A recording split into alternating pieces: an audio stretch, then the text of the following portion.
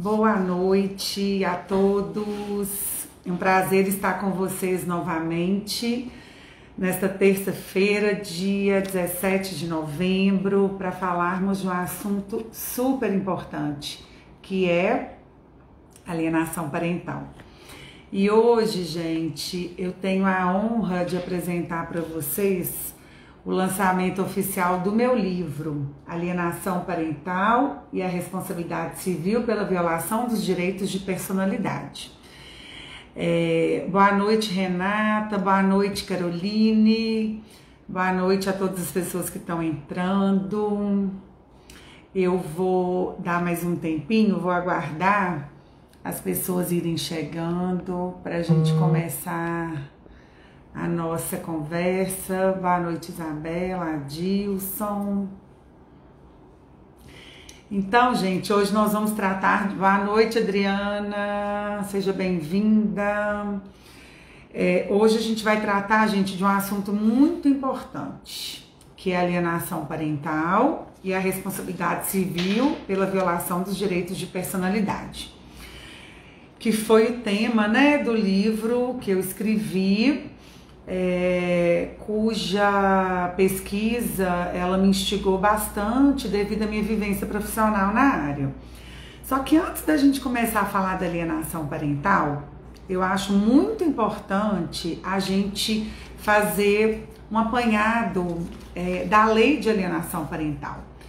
Porque muitos que vão entrar para assistir essa live não são da área do direito. Muitas pessoas, elas não são, né, advogados, promotores, às vezes juízes, não são da nossa área. E aí seria muito importante eu falar, né, para as pessoas sobre os aspectos mais importantes da lei. Então a lei, gente, 12.318 é a lei que trouxe no ordenamento jurídico a previsão legal, legislação no tocante à alienação parental. Apesar de ser uma prática bem antiga, ela só foi... nós só tivemos aí no nosso ordenamento jurídico uma lei específica para combater a prática em 2010, tá? Então, boa noite, Leda, João Nicolas, a Sara, Ludmila, muito obrigada, tá? Pela presença aí de todos vocês, a Leda também, tá? Tô muito feliz de tê-los aqui comigo. A gente vai, enquanto eu falo da lei, o doutor Marcelo Milagres, que vai ser o meu convidado essa noite, ele vai entrar daqui a algum tempinho, tá? Ele ainda está trabalhando, então a gente vai começar falando da lei e depois, quando ele entrar, a gente vai começar a debater o livro, ok?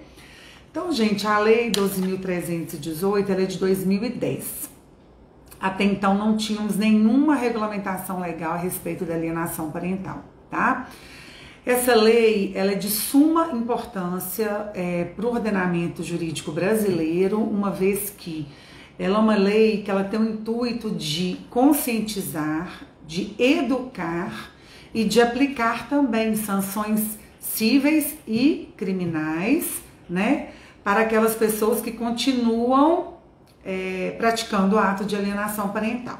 Então, a primeira coisa que a gente tem que saber é o que é uma alienação parental, né? Então, o que a lei define como alienação parental?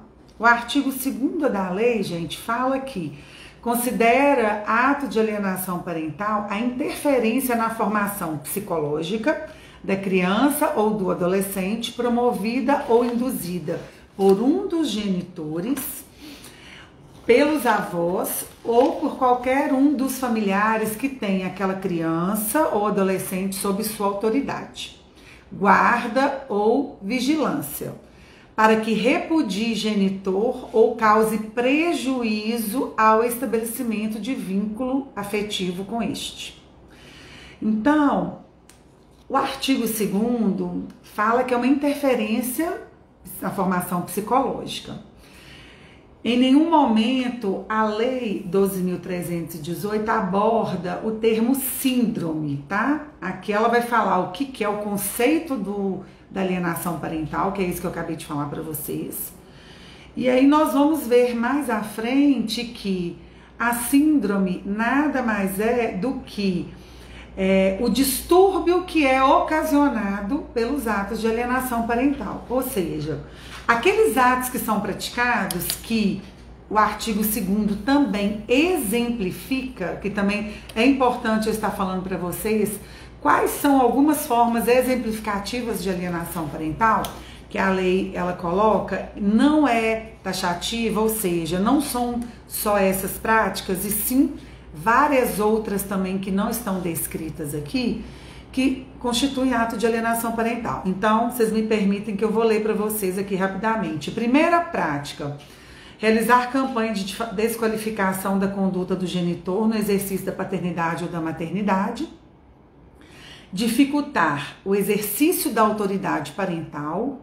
Terceiro, dificultar o contato da criança e do adolescente com o genitor alienado.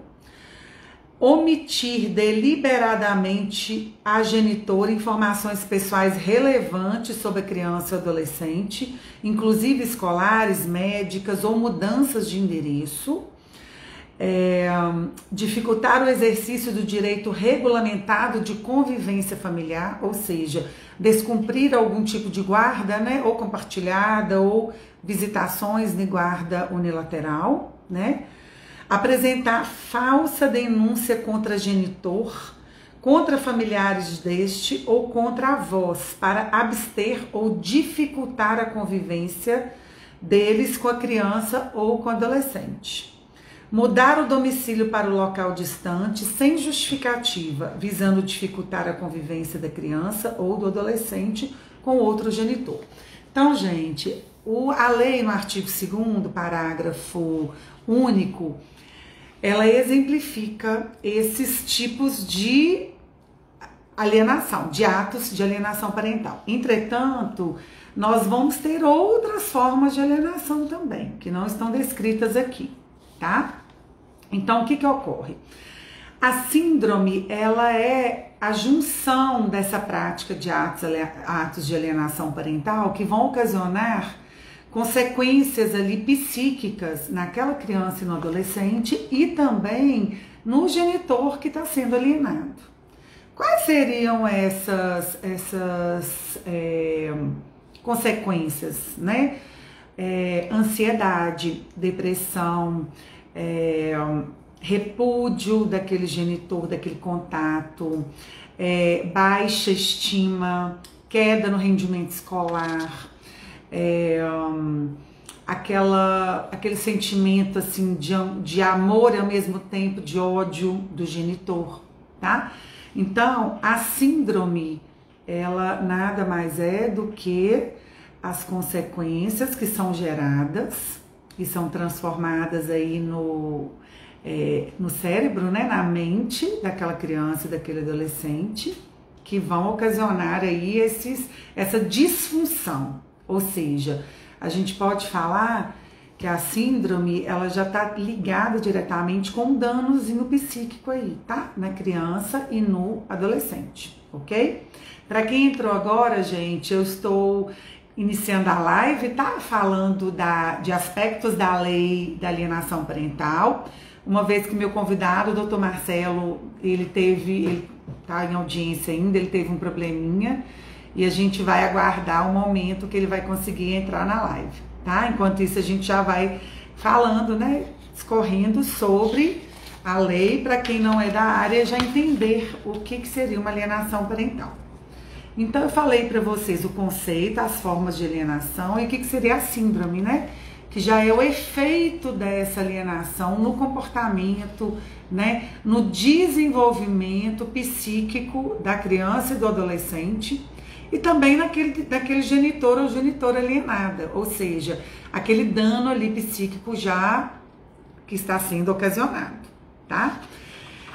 O artigo 3º da lei, gente, fala que nós temos a prática de ato de alienação parental, ela fere direito fundamental da criança e do adolescente de convivência familiar saudável, prejudica a realização de afeto nas relações com o genitor e com o grupo familiar, constitui abuso moral contra a criança ou adolescente e descumprimento dos deveres inerentes à autoridade parental decorrentes da tutela e da guarda. Então, esse artigo 3º, ele está diretamente ligado, tá?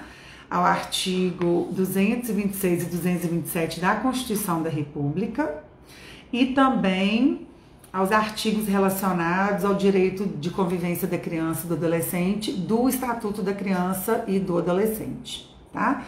Então, essa prática, ela fere esse direito da criança, ou seja, de estabelecer um vínculo saudável com aquele genitor ou com aquela genitora, tá? Muito importante a gente falar aqui, gente, eu falei isso também na live da semana passada, que o ato de alienação parental, ele não é praticado só por mães, não. O mais comum que a gente possa pensar é que a mãe pratique o ato de alienação parental contra o pai. Não, os pais também praticam muito o ato de alienação parental contra as genitoras, contra as mães. Então, nós temos aqui casos, né, que a gente atua, onde nós temos aí o alienador, tanto a figura feminina quanto a figura masculina, o pai, tá? Então, essa prerrogativa, ela pode ser de ambos os genitores, tá? Infelizmente.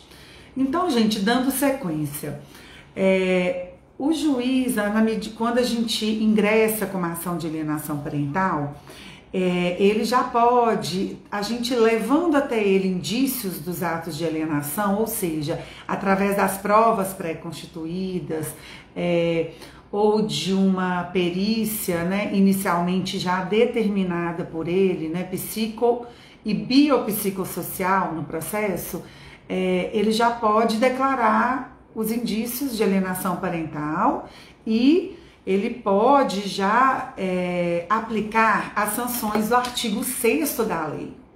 Esse artigo 6º da lei, ele é de suma importância, porque ele fala que, caracterizados os atos típicos de alienação parental, qualquer conduta que dificulte a convivência de criança ou adolescente com o genitor em ação autônoma ou incidental, o juiz poderá cumulativamente ou não, sem prejuízo da decorrente responsabilidade civil ou criminal e de ampla utilização de instrumentos processuais aptos a inibir ou atenuar seus efeitos, segundo a gravidade do caso, já aplicar o ato de alienação parental. Então, o que ele pode fazer? Declarar a ocorrência da alienação parental e advertir o alienador.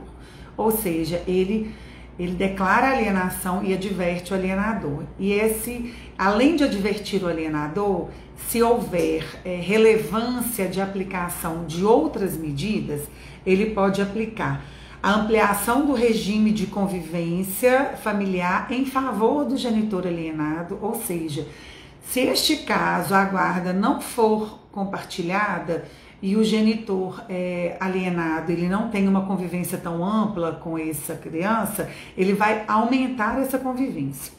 Se a guarda for compartilhada, mas o compartilhamento aí não está, talvez, equânime entre os genitores, ele também vai ampliar essa convivência aí com o genitor alienado, tá? E ele pode também estipular multa ao alienador. Então, como assim, doutora? Como é que o juiz pode aplicar uma multa? Eu tive um caso aqui no escritório que o meu cliente, ele não residia na comarca, na cidade onde os filhos moravam com a genitora. E aí, quando ele vinha no final de semana, como ele não morava na mesma cidade, as visitas eram em finais de semanas, de 15 em 15 dias, férias, feriados e as outras datas importantes comemorativas do ano. Quando ele chegava em Belo Horizonte, o que acontecia? Ele não conseguia pegar as crianças, porque a mãe sumia com os meninos. Então, nesse caso, quem praticava alienação era a mãe. E aí a gente conseguiu juntar ao processo provas dessa alienação, inclusive uma troca de e-mail da mãe com a advogada e com uma psicóloga que estava assim, em conluio com elas, tramando toda a questão da alienação, reforçando essa alienação contra o pai. O que nós pedimos? Nós pedimos para cada descumprimento de visita, ou seja, cada visita que ele chegasse, que ele não encontrasse as crianças, a aplicação de uma multa de R$ 1.000 por dia, e cada telefonema que o cliente tentasse dar para os filhos nos dias pré-determinados, porque até lá, o dia e o horário das ligações eram pré-determinadas nesse caso. O juiz determinou uma multa de R$ 500 por ligação não completada. A gente conseguiu comprovar tanto a alienação neste caso que o juiz mandou instaurar inquérito policial contra a genitora. Na época, a alienação parental ainda não era vista como crime, e aí o Tribunal de Justiça ele reformou a decisão, essa decisão em tutela de urgência, no tocante ao segmento desse inquérito policial. Entretanto, o tribunal confirmou as outras medidas cíveis que o juiz de primeira instância, que é o juiz de primeiro grau, determinou. Então, foi assim uma vitória imensa, porque a partir daí a mãe não descumpriu mais. Ela não descumpriu, nós ficamos até o processo, até o final do processo, né, com ela cumprindo tudo direitinho. Então, assim, eu falo que essa lei de alienação parental, ela tem um caráter educativo também, porque se não educa de forma amorosa, né, se a pessoa ela não quer ser de forma ética uma boa mãe ou um bom pai, nós temos aí o Estado, né, que através das nossas medidas aí cíveis, a gente consegue impor, o Estado consegue impor uma conduta correta para esse genitor e para essa genitora que está descumprindo o seu papel como detentores de um poder familiar responsável. Por quê? O ato de alienação parental, gente, ele fere, né? Ele fere os direitos da personalidade, tanto da criança quanto do adolescente. Então, eu exemplifiquei para vocês aqui quais seriam essas sanções cíveis que o juiz pode determinar. E aí eu tenho uma outra notícia, que em 2017 nós tivemos uma lei, que é a Lei 11.340, aliás, Lei 13.000, Lei 13.000, ela é de 2017, só um minutinho, que eu vou pegar ela aqui, 13.431 de 2017, ela chegou para preencher uma lacuna existente na lei de alienação parental. Por quê? Porque ela tipificou a alienação parental como uma forma de violência psicológica. Então, o artigo 4º da lei, na linha B, fala que o ato de alienação parental, ele constitui violência psicológica. Então, gente, numa sentença aí, porventura, né, favorável mesmo de alienação parental, o genitor alienado, ele tem também uma possibilidade aí, além da responsabilidade civil, que é o tema do meu livro que eu vou entrar agora, ele tem também a possibilidade de responsabilizar essa genitora ou esse genitor criminalmente, com base nessa lei, tá? Então, gente, passado aí essas pinceladas aí na Lei Maria da Penha, a gente já vai entrar propriamente no tema do meu livro, tá? Então, qual foi o objetivo aí do estudo de uma responsabilidade civil pela violação dos direitos de personalidade? Porque só um momentinho, gente, que eu tô vendo aqui se o Dr. Marcelo Milagres entrou ainda. Ele não entrou, tá? Ele teve um probleminha, um imprevisto. De qualquer forma, a gente vai dar prosseguimento à live, tá? E aí eu já vou começar apresentando o meu livro, então. Então, o que que ocorre? Com a minha experiência profissional, né, em demandas com alienação parental, eu senti uma certa resistência e uma certa indiferença do Poder Judiciário em relação a essas causas. Ou seja, o Poder Judiciário não estava levando com tanta importância alguns processos de alienação parental. Como se determinadas condutas não fossem alienação parental e sim mera criação. E não é verdade. A gente só entra com uma ação de alienação parental quando a gente tem sérios indícios, né, da violação e sérios indícios da caracterização mesmo da alienação parental com base na Lei 12.318. Então, o meu intuito foi trazer para a doutrina brasileira mais uma forma de combate à alienação parental, mais uma forma de sanção à alienação parental, que seria através da responsabilidade civil, né?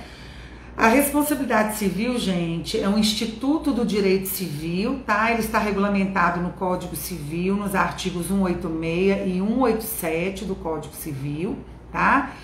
Onde nós sabemos que aquela pessoa que comete qualquer abuso, né, de poder, qualquer abuso nos seus atos, causando uma violação ao direito de outra pessoa, né, ela extrapola os limites, né, a que cada um de nós temos que ter, causando uma lesão a uma outra pessoa, ela é passível de sofrer uma ação de responsabilidade civil, de uma indenização, que a gente pode falar que ela pode ser moral, quando ela afeta direitos extrapatrimoniais, ou seja, afeta a nossa moral, a nossa dignidade, os nossos direitos de personalidade na esfera psíquica, né? A nossa honra, a nossa ética profissional, qualquer esfera da nossa moral, a gente pode ingressar aí com um pedido de dano moral.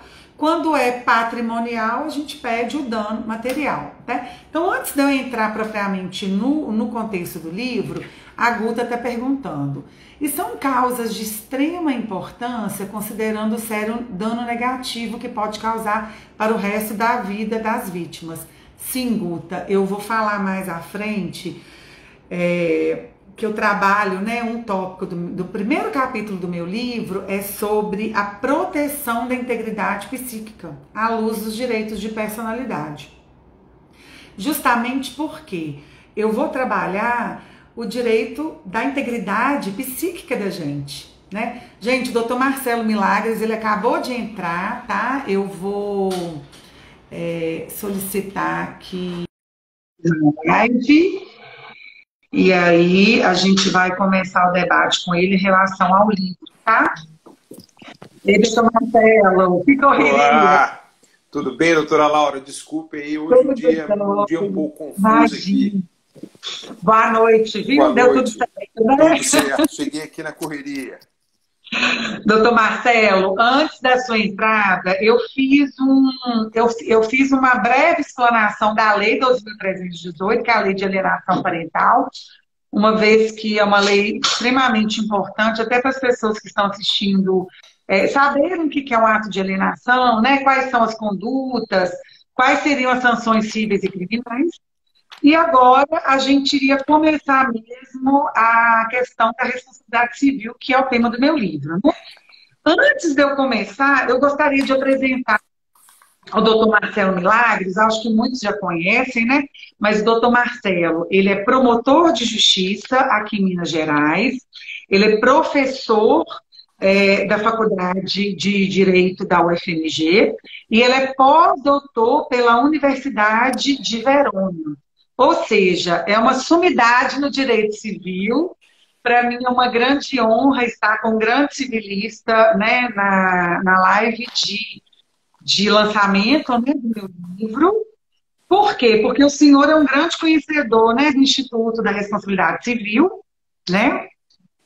E aí eu estava começando a abordar aí os aspectos do que me levou a pesquisar sobre a responsabilidade civil, né, doutor Marcelo? Então, além das sanções cíveis, né, e criminais, que o artigo 6º da Lei 12.318 disponibiliza para o julgador, eu trago a responsabilidade civil como sendo mais uma forma, né, de punição, entre aspas, aí, para quem comete alienação parental. Eu gostaria de deixar claro que O assunto ainda está sendo construído na doutrina brasileira, temos muito pouco ainda na doutrina brasileira no tocante à alienação parental, justamente por tratar de questões ligadas mais à dignidade da pessoa humana, né, no aspecto mais existencial das pessoas, né, do indivíduo. Entretanto, a responsabilidade civil nas relações familiares, ela já está bem difundida, né, tanto na doutrina quanto na jurisprudência, uma vez que a família, ela é o núcleo formador aí do indivíduo, né? É onde a pessoa ela desenvolve aí seus afetos e é onde ela desenvolve seus direitos da personalidade. Sabemos que nem todas as famílias são perfeitas, elas não são, talvez, elas não cumprem, talvez, na integralidade o seu papel, mas a função dela é a construção aí da personalidade, né, doutor Marcelo? Sim, sim. Eu quero aqui de início parabenizar a doutora Laura. Eu tenho aqui o meu exemplar, meu exemplar é autografado, então ele é infungível, né? Eu tive o privilégio de fazer 2 leituras do trabalho da doutora Laura, né? Para a banca, evidentemente, na defesa da sua dissertação de mestrado e obtendo aí a nota máxima, né? E na segunda oportunidade, né, os originais do livro, né, que resultaram aqui no livro tão bem publicado pela editora Lumenores. E como a Laura muito bem colocou, ela é especialista, né, nas questões familiares, nessa questão da alienação parental. Qual que é o grande ponto, não diria de novidade, mas é o grande ponto de discussão que é importante, inclusive, aí, para uma pós-graduação, para um aprofundamento, e até disse para a Laura, na oportunidade em que ela defendeu sua dissertação de mestrado, que nós temos aí uma semente de uma tese de doutorado, né? Essa questão, exatamente, Laura, da responsabilidade civil nas relações familiares, né?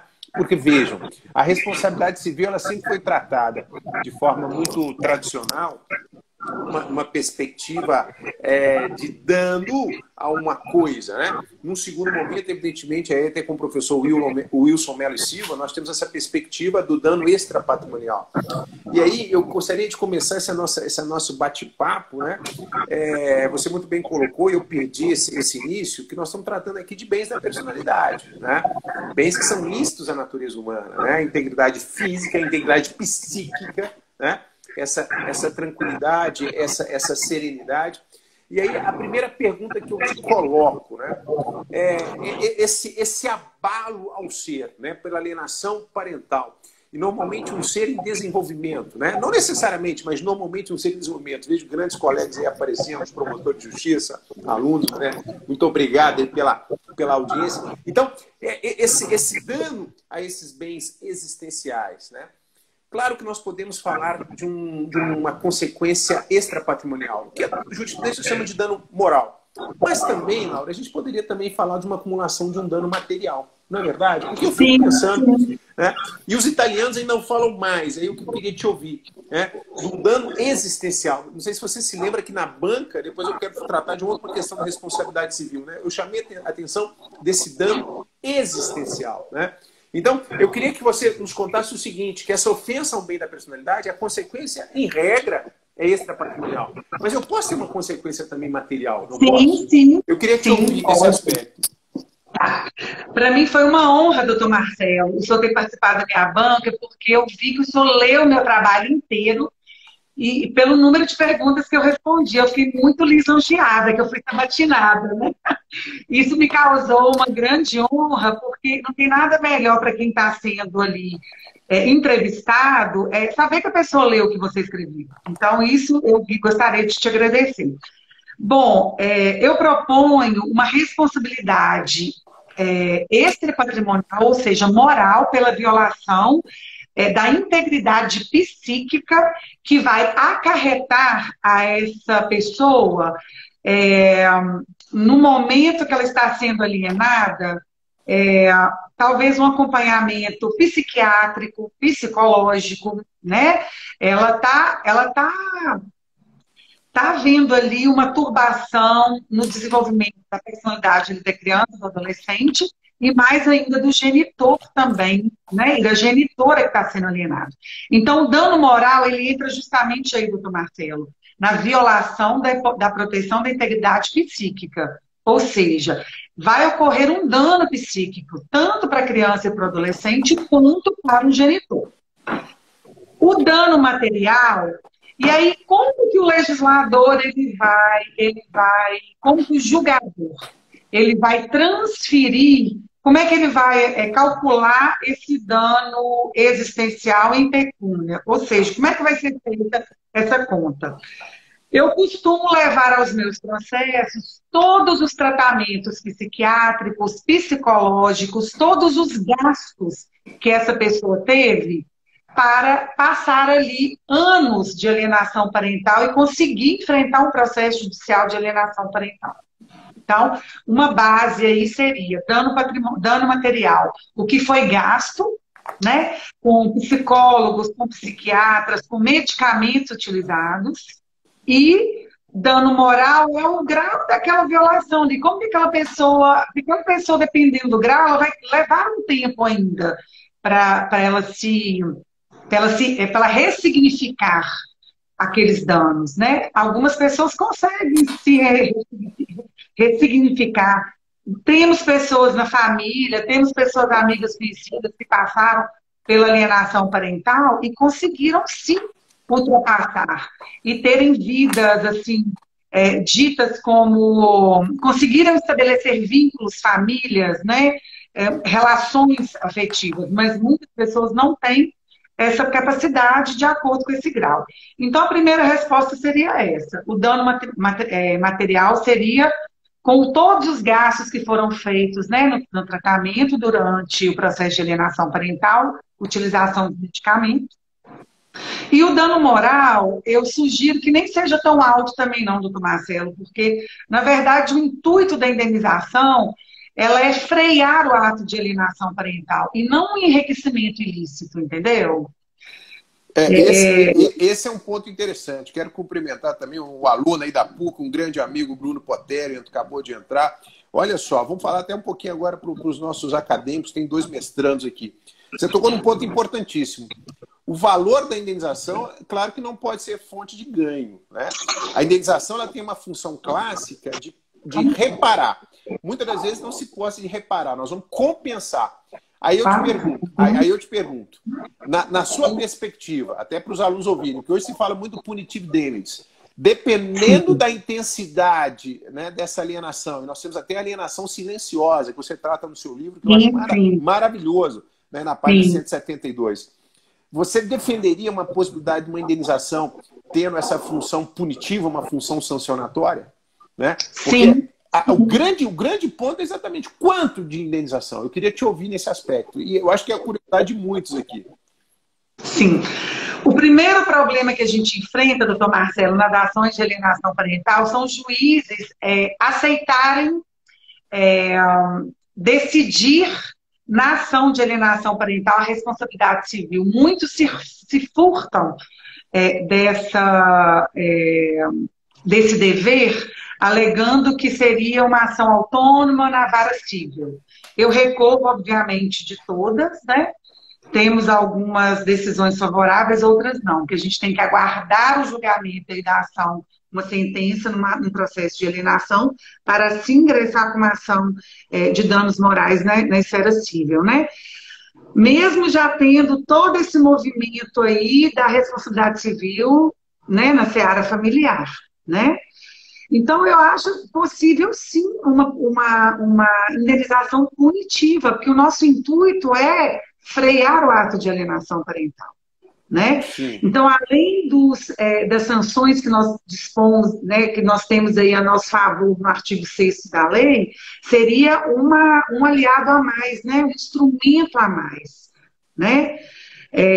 De início, a gente pede, na verdade, o dano moral e o dano material, né? Mais ligado à responsabilização civil nas relações familiares, tá? Sim, sim. E aí, enquanto não tivemos ainda nenhum enfrentamento no tocante de ser algo declaradamente aí uma indenização punitiva. Sim. Nós ainda estamos engatinhando nessa questão da responsabilidade civil por ato de alienação parental. Por tá? isso que o seu livro é uma semente preciosa de uma tese, né? Os alunos estão nos acompanhando, vendo aqui vários colegas também, vejo aqui alguns juízes acompanhando conosco aqui, que, inclusive você trata o seguinte, da perda da chance decorrente de traumas ou dano psíquico, né? Decorrente da alienação parental. E aí eu te pergunto, Laura, pergunta difícil, a gente nem combinou, hein, pessoal? Cheguei aqui na correria, eu estava fazendo até quase que uma banca aqui.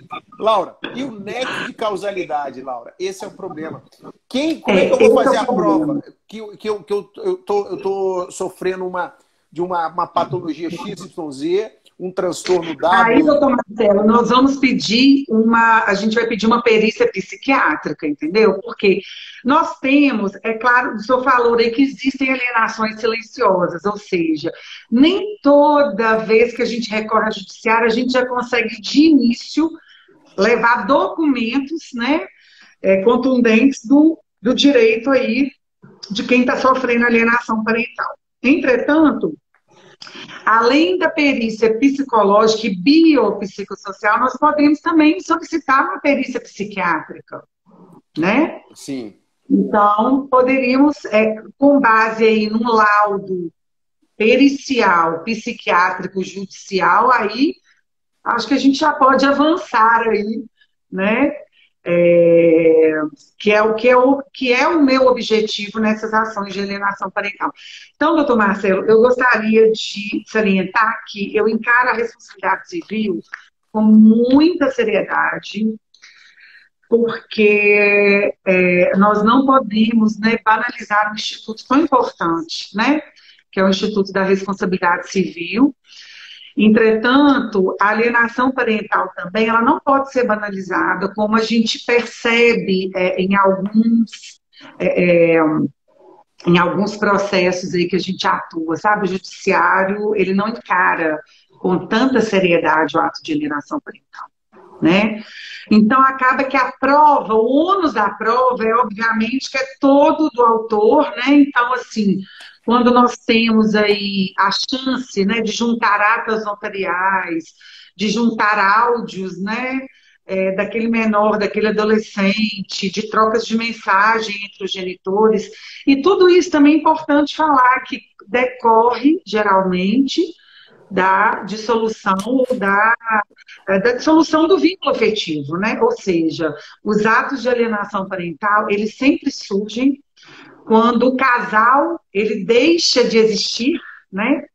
Só que eles não encaram o dever deles de genitores em levar a criação daqueles filhos ali em conjunto de forma adequada, né? Então, começa a prática de alienação parental.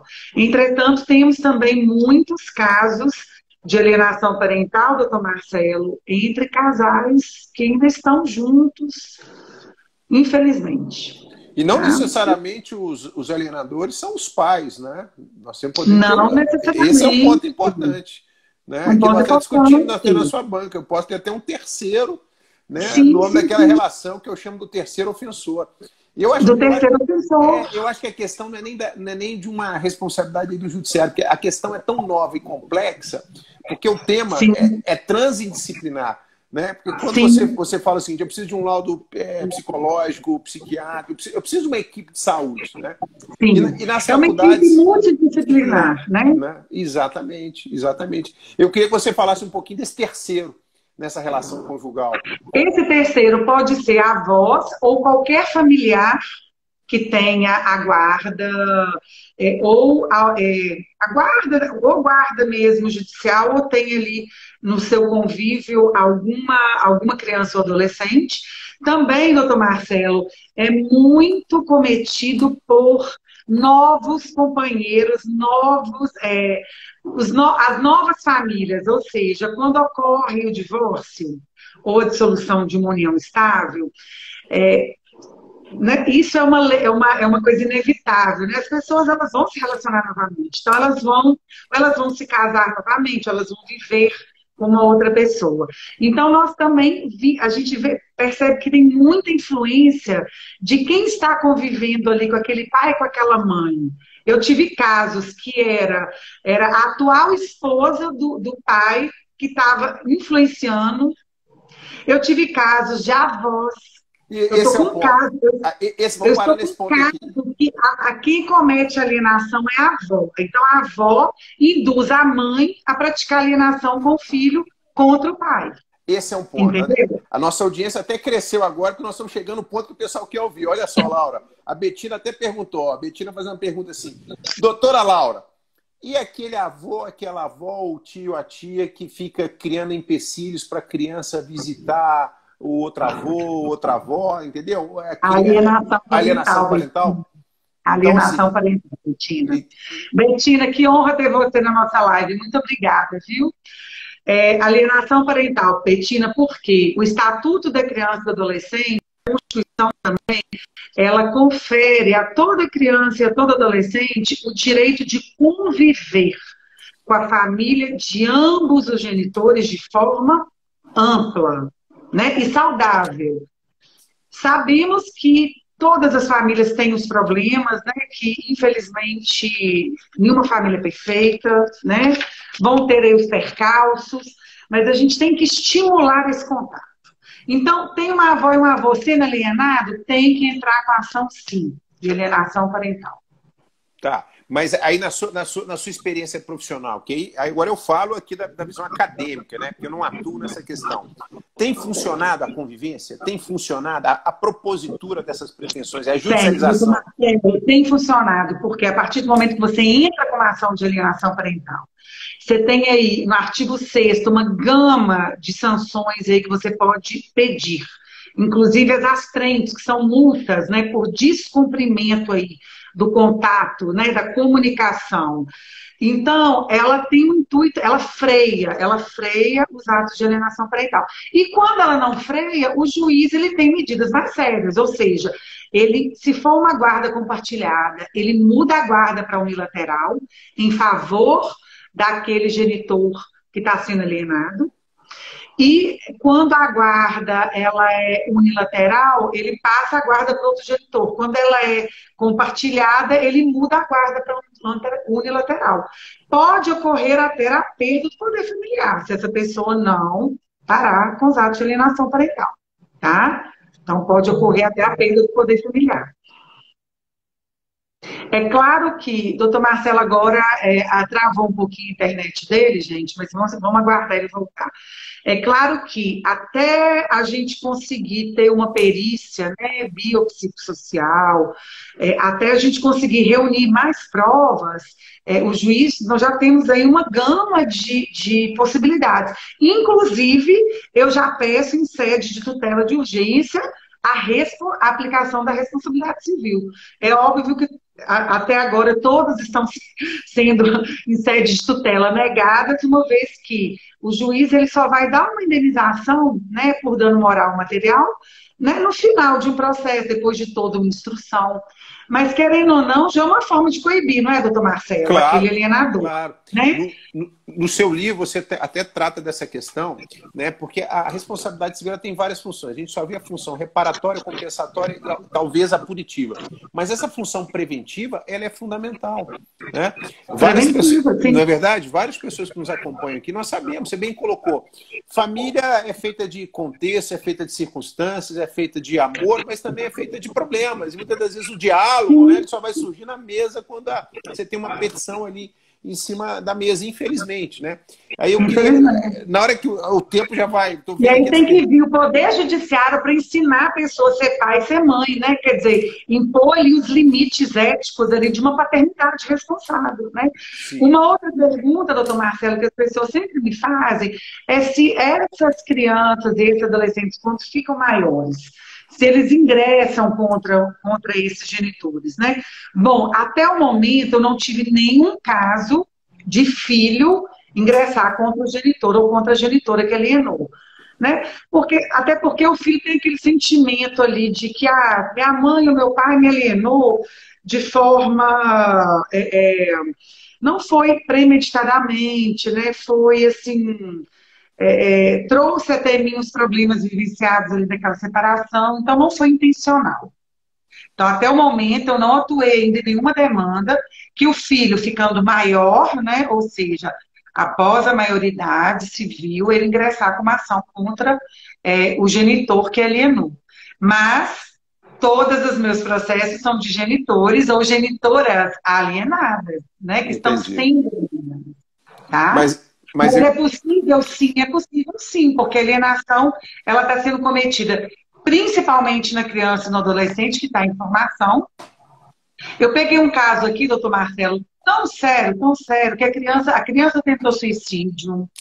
A criança, quem praticava alienação era o pai, e o pai não tinha guarda, ou seja, o pai, quando estava com a criança nas visitas, ele cometia. E a alienação começou com 4 anos. nossa, Esse caso chegou para mim, o adolescente já era um pré-adolescente, ele já tinha 12 anos. Então ele já estava, assim, o dano psíquico já estava num grau elevadíssimo.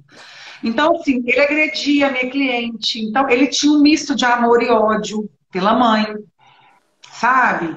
Então, assim, vai ser muito tempo de terapia, de psicólogo e psiquiatra, medicação junto, para que ele consiga ser um adulto equilibrado, que consiga fazer as suas escolhas de forma saudável, mas aí eu sabe? te pergunto, olha só, um dano psíquico de tamanha monta, de tamanha consequência, né, que ele chega quase ao extremo aí, a tentar contra a própria vida, né?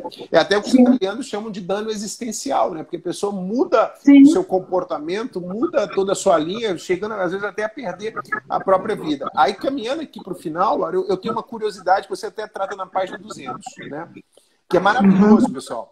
Que abandono afetivo não se confunde com alienação parental. Mas o abandono afetivo ele pode ser uma forma de alienação parental, né, Laura? E eu queria te perguntar o seguinte: o O dever de abandono cuidar. afetivo ele pode ser cometido todos nós a qualquer momento. A Sim, isso que partir eu do queria. momento que você se negligencia como pai ou como mãe, hoje em dia está sendo muito falado do abandono digital, né, doutor Marcelo? Que é Isso, também uma isso. forma de negligência. Você deixar ali seu filho horas e horas, eles já estão tendo aula online, e abandonar ali final de semana, porque é mais cômodo, né? Sim, Então, sim. o abandono afetivo, sim, ele é uma forma, sim, de violação, tá? Aí, eu- aí, Proximidade. aí, aí eu te pergunto, porque muito se discutiu que, assim, que não haveria uma obrigação de amar, haveria um dever objetivo de cuidados, né? É uma curiosidade de várias pessoas. Inclusive tem pais e mães aqui que acompanham, não necessariamente advogados e advogadas, né? Então eu Uhum, queria te ouvir como profissional do direito, como mãe, né? Essa questão, uhum, a visão do direito na sua perspectiva em relação ao afeto. O uhum. afeto é um dever? O afeto está no conteúdo obrigacional ou nós vamos falar de cuidado? Não, o afeto, a meu ver, ele está no cuidado, porque a gente obriga um pai ou uma mãe a pagar a pensão alimentícia quando ele está descumprindo. Agora, a gente não obriga, doutor Marcelo, ninguém a amar um filho, sabe? Isso eu ouvi numa audiência do doutor Portanova, eu não esqueço, isso há uns 15 anos atrás, antes do doutor Portanova virar desembargador, aposentar, ele falou assim, olha, doutora, eu posso aqui, ó, eu posso até prender o pai, porque ele não está pagando pensão, mas eu não posso obrigar o pai a dar amor para o filho, sabe? Uhum. Porque o ato de amor é um ato, assim, de extremo de sensibilidade da pessoa. O fato do filho estar na presença do pai e da mãe, cumprindo ali uma visitação, às vezes, que é determinada, não quer dizer que ele está recebendo amor, né? E nós já tivemos decisões aí no tocante à falta de afeto, até que o doutor Rodrigo da Cunha, né, foi o precursor dessa tese, né, da indenização por falta de afeto.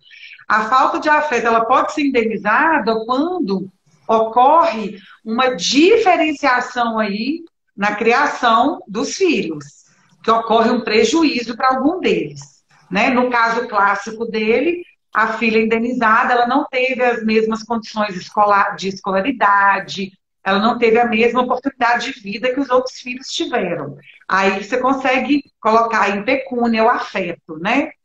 Agora, no âmbito existencial, eu falo que, a meu ver, é uma pena esse pai ou essa mãe não aproveitar uma oportunidade, uma dádiva de Deus, que é gerar um filho e ter um filho, né? E dar para ele o que é mais importante, que são as suas bases principiológicas, o seu amor, o seu limite, porque a gente também tem que dar limite, né?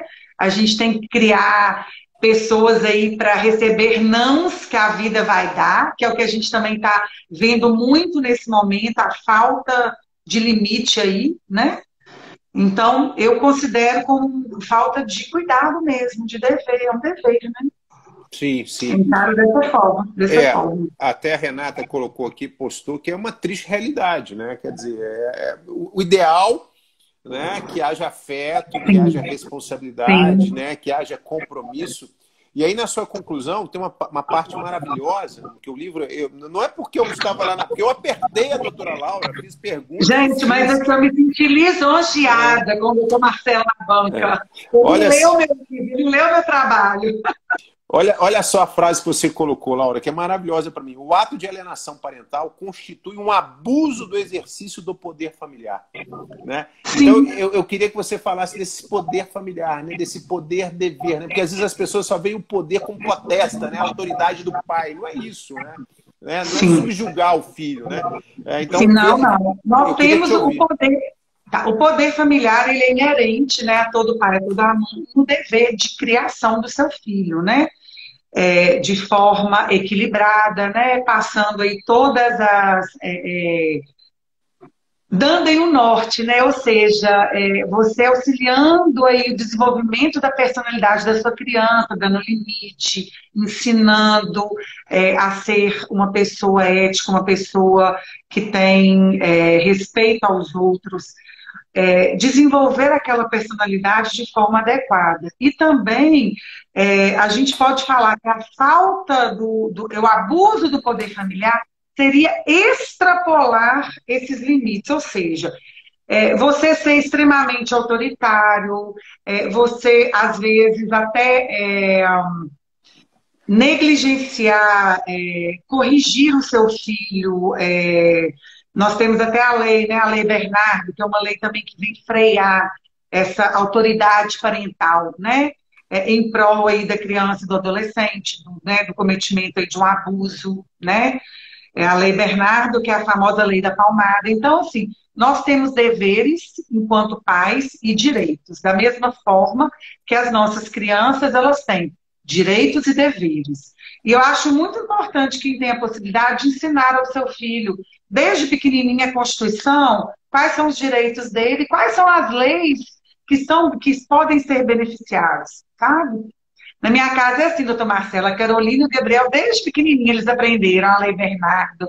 Carolina aprendeu a Lei Maria da Penha, novinha, justamente para ela crescer com essa concepção aí de que ela pode desenvolver os seus direitos de personalidade respeitando o desenvolvimento do direito do outro, né? Que a gente chama de tutela negativa, ou seja, você respeita a forma que a pessoa se porta, né? Que ela exerce os seus direitos de personalidade. E aí né? tem até uma pergunta, doutor Larão.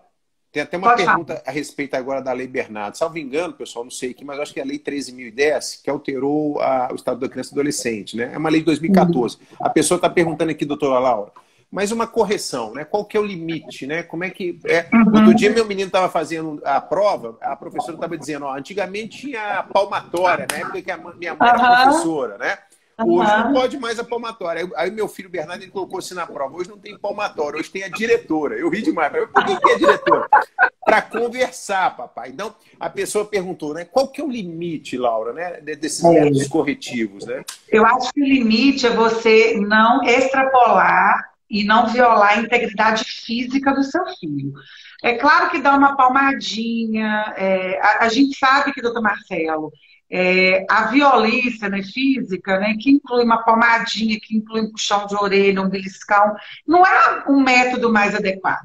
Mas eu levei muita chinelada, eu creio que o senhor também deve ter levado a correção devida aí da sua mãe, e nos tornamos adultos normais, né? Eu era comportado, doutora Laura, eu era muito comportado.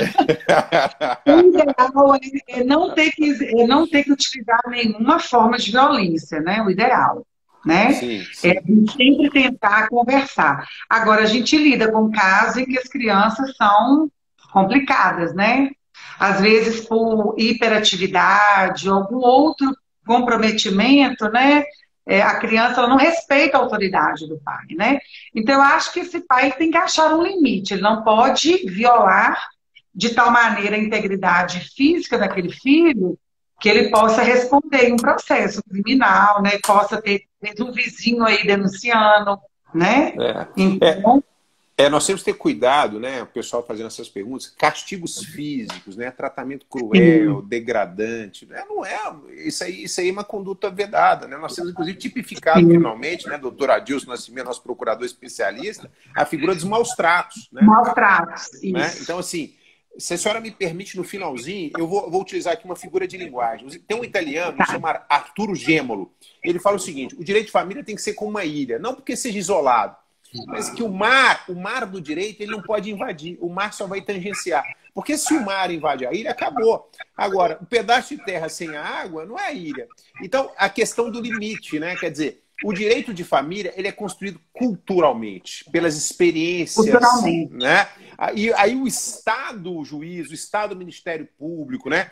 O Estado ele vai tangenciar, ele vai trazer diretrizes. Porque a minha maior preocupação, doutora Laura, é quando a gente viola a intimidade, a privacidade, a liberdade, né? Eu queria nesse final. Eu acho que a senhora deve ter começado a live pontualmente, eu que me equivoquei. Não, imagina, só entrou na hora certa. Dessa questão desse limite. Como é que fica o mar do direito frente à ilha da privacidade, da intimidade, dos núcleos familiares? Porque eu não posso dizer como é que a doutora Laura e o doutor Adilson vão criar... Inclusive, isso está na Constituição de 88, né, Tom Marcelo? O Estado ele não pode... Cada vez mais a gente defende o Estado longe, né? Assim, ele não invadir a seara familiar, né? Ele não tem que ditar as regras. A partir do momento que há um descumprimento, ou seja, há uma violação, é aí que está o cerne do meu trabalho. O intuito, não estou defendendo aqui que caiba ao Estado determinar ao cidadão como que ele deve conduzir a sua vida, não é isso. Mas a partir do momento que ele extrapola o seu dever, ou seja, ele extrapola o seu poder familiar e ele causa aí um dano à integridade psíquica, aí sim o Estado entra para colocar o limite e ensinar como é que ele deve se comportar. Então, eu acho, inclusive, eu achei super interessante essa frase que o senhor falou, né, desse italiano, porque você coloca isso, inclusive, no prefácio do meu livro, né? Você fala que não tem como o direito de família como uma ilha, né? A gente não pode invadir. Mas a partir do momento que existe uma ameaça, então a gente recorre ao Estado, o Estado ele vai pôr as regras. Então, eu acho que para finalizar a live, o recado que eu tenho é esse. Eu não estou aqui defendendo uma responsabilidade civil a todo e qualquer custo, para qualquer situação, não. E sim, casos extremos de violação à integridade psíquica, devidamente comprovada, a gente demonstrando em todo o ato ilícito o nexo de causalidade, óbvio que a gente tem que demonstrar, né? E aí, uma vez demonstrada essa violação, aí sim, o Estado ele tem que intervir e ele tem que colocar o limite para essa pessoa, que no caso seria o alienante. Né? Excelente. Então, eu espero, doutor Marcelo, eu vou finalizar e depois eu gostaria também que o senhor deixasse a sua mensagem. Eu estou, como o senhor falou, uma sementinha que eu plantei, né? Temos ainda muita resistência no Poder Judiciário, mas eu espero que as mentes elas se abram, porque a alienação parental é muito triste, e ela acontece muito, com muita frequência. Então, meu intuito é sensibilizar e que cada um de nós possa contribuir de alguma forma, se a gente presencia ou se a gente percebe que tem alguém sofrendo alienação parental, que a gente possa, sim, exercer o nosso papel de forma educativa, explicando, né? O intuito da responsabilização civil seria educativa também, tá? E não só punitiva. E eu espero, a gente tem 1 minuto, eu gostaria que o senhor fechasse a nossa live. Ué, responsabilidade enorme. Primeiro quero agradecer muito a Laura, né? O privilégio de participar da banca, depois fazer o prefácio, né? Junto com o Nelson Zevaldi. recomendo muito o trabalho, é inovador, novidade. Isso que a Laura colocou, né? A professora Laura colocou. Responsabilidade civil não é só punitiva, não é só reparatória, mas também um caráter preventivo. E o seu trabalho, ele traz essa novidade que possibilita exatamente a reflexão. Não é só para o jurista, é para o pai e para a mãe, né? Então eu recomendo, assim, é uma leitura fundamental, porque muitas das vezes a gente tem uma alienação silenciosa, pessoal, né? Silenciosa. E isso me incomoda muito, né? O livro está com desconto, tá? Está com desconto de 50% para quem quiser adquirir agora, através do link aí, disponível na plataforma da Conceito, tá? Então, quem quiser adquirir o livro, até às 21 horas, ele está com 50% de desconto, tá? Doutor Marcelo, a honra é enorme, muito obrigada pela sua presença, viu? Tá? Um grande abraço aí para você, para a Betina, para sua família, tudo de bom aí para vocês, tá? Um beijo grande, Laura, muito obrigado, viu? Um abração. Tchau, gente, muito obrigada a todos aí que estiveram conosco.